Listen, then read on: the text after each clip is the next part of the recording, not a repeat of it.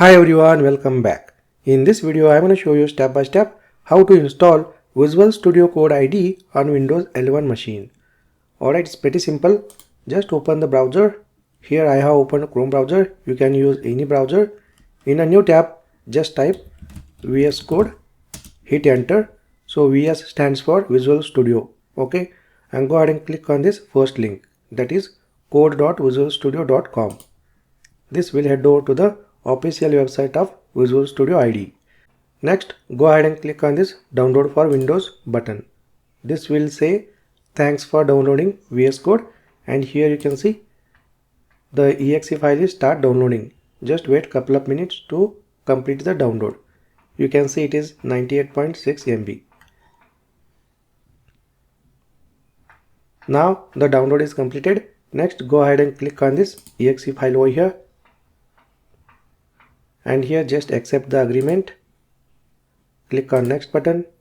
Next, this is the location where the Visual Studio Code ID will get installed. You can also change the location by using this browse button. Next, go ahead and click on next button.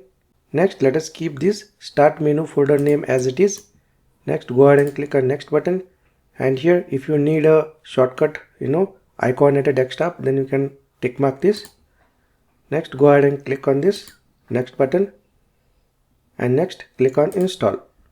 Now the installation is started. Let us wait couple of seconds to complete the installation.